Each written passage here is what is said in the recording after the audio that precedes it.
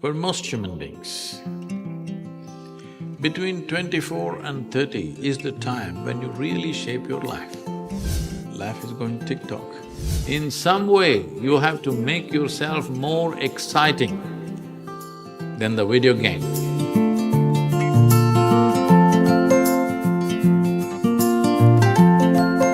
If you tend to it properly every day, it will turn out to be something.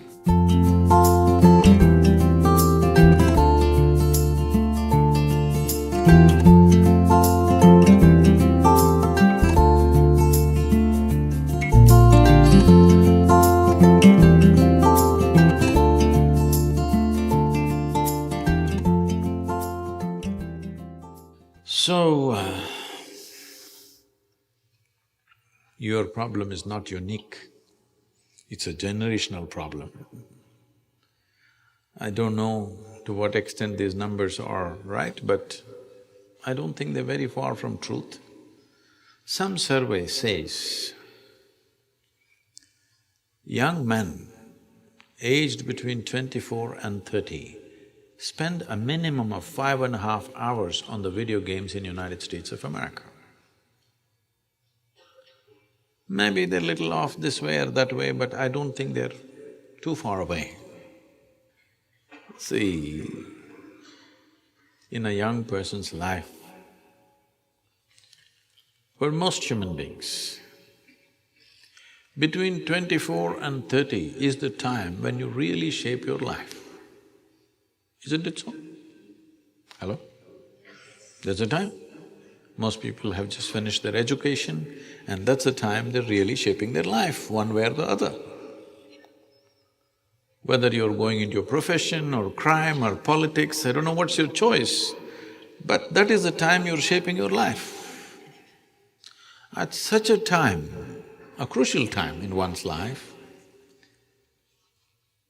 they're spending 5.5 hours on an average on playing some silly game of shooting people or shooting ducks or something, all kinds of weird things. I don't even know what else is there. I know only by what other people have told me. I have never played a goddamn game. I like games, but I have never played a video game because other things have kept me busy. I'm not saying it is completely wrong. It's a generational thing. Digital technology is new and all kinds of things happening on the screen, which is far more active than what's happening in the world, so it keeps people engaged. This is not a moral issue. This is a mental issue. Do you want to be a moron playing things which doesn't get you anywhere? All you do is bing in the end. Playing with yourself and playing with a machine, or life is going tick-tock.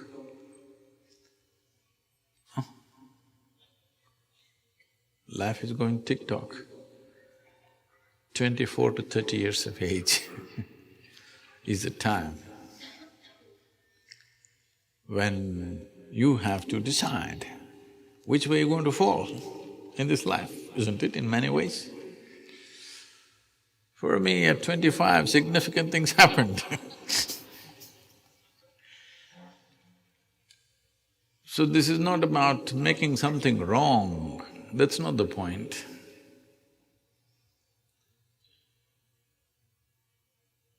Well, maybe one day when there is a video game World Cup, if you become the champion of the champions, then maybe people will appreciate that also.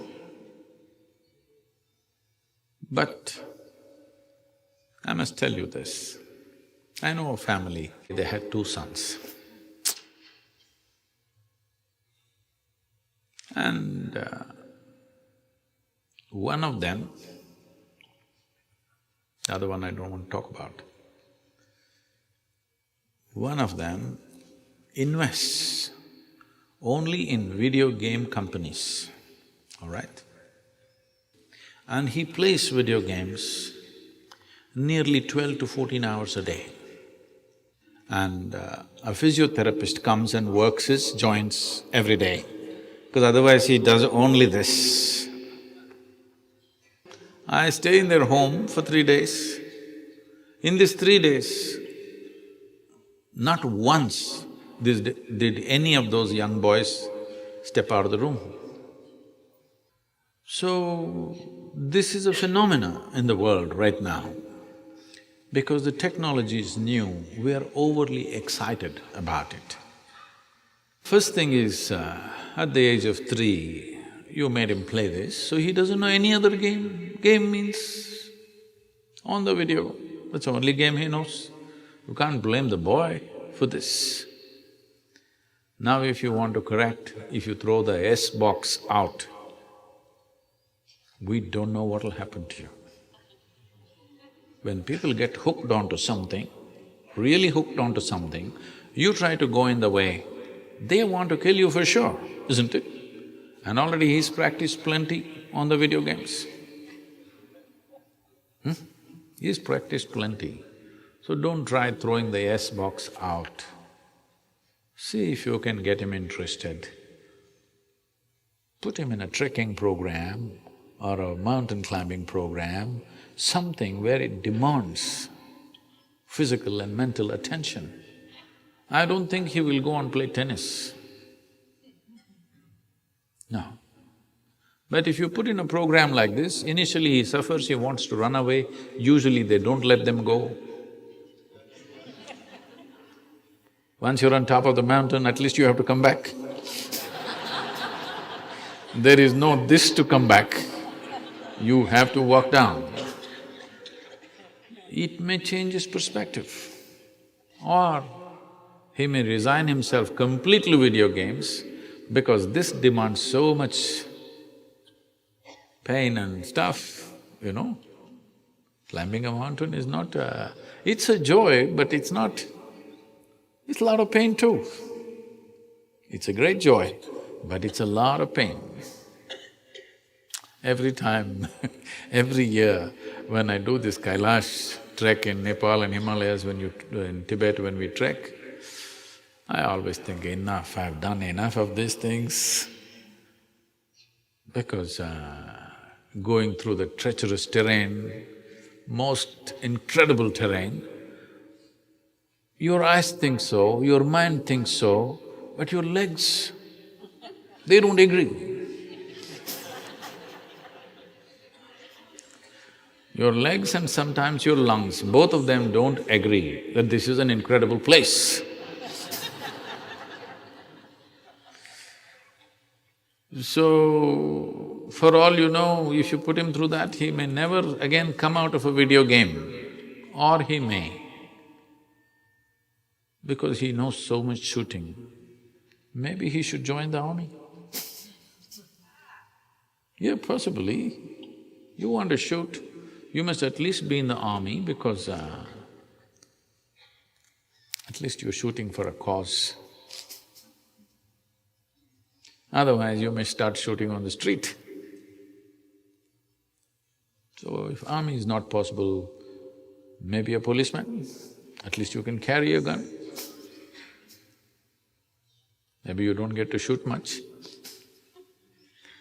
I'm not trying to joke about this, but this is a painful reality that this generation of people are going through.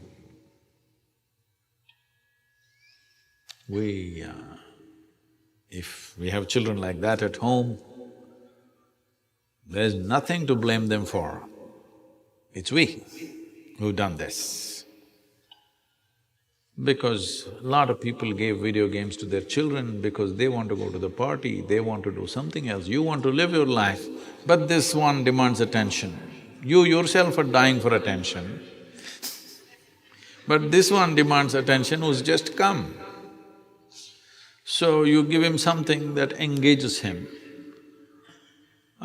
it will lead to lots of things. And there's also a peer situation. His friends are playing S-box. If you don't bring the wire box for him, he will create certain situations. So this is why a lot of people did not understand this probably. I said, repeatedly I'm saying and I'm saying again, see, you are not a tiger, nor are you a panda. I'm saying you're not an endangered species. It is not compulsory that all of you should reproduce. There is no such thing.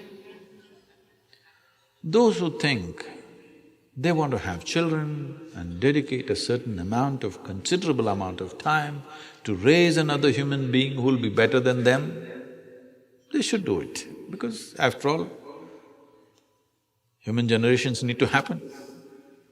But it's not compulsory that everybody must have a child. So, if we want to produce children, we must be willing to allot a certain amount of time. Accidentally they turned out well, that's not the point. It's not right. Once we take charge of a new life, a fresh life, we must be willing to give a certain amount of time, energy and the focus that is required to nurture this life in the best possible way, isn't it? So one thing, if you want to wean your child off these kind of things, whether it's video games or television or something, in some way you have to make yourself more exciting than the video game, than the television, than something else. You have to make yourself that kind of a person, they want to be with you.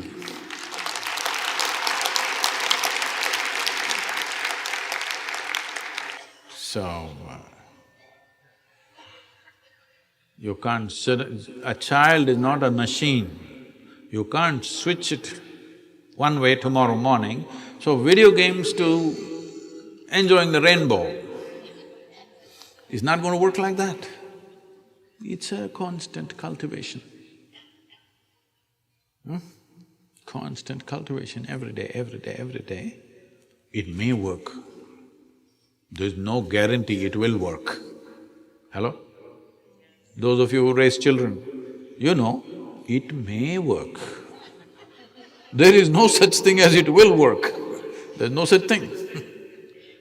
If you pay enough attention, it will yield good results. Otherwise, we don't know, because you're not the only one paying attention to them. There are so many others who are also paying attention, and they may be more impressive than you. Yes, somebody on the street corner may be far more impressive than you and they may influence them much more than you. Yes. So, oh Sadhguru, I just asked you about the video games. Now you tell me I made the mistake of bearing a child. I'm not saying that. All I'm saying is, this is the consequence of handling a living being, including yourself. If you tend to it properly every day, it will turn out to be something. If you think once in 12 years you can attend to it, then it's only by accident. When something turns out well or bad, by accident, you will remain in extreme anxiety even if it turns out well, because it's by accident. You must understand it's not about fixing your child's life, it's about fixing this life. If this is fixed, this will create the right ambience where the child grows up. It is substantially proved that in the making of life, for most human beings, over 80% of their life is determined by what they're exposed to rather than the genetics. So, you have the 20% already in your hands, genetics. Another 80% is there.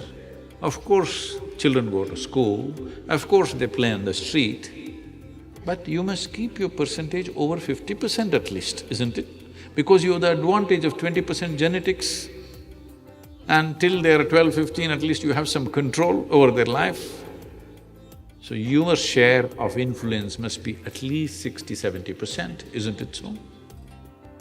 But if that has to happen, you have to do something about yourself that they cannot help looking up to you, not in fear. If they look up to you in fear, aversion will come.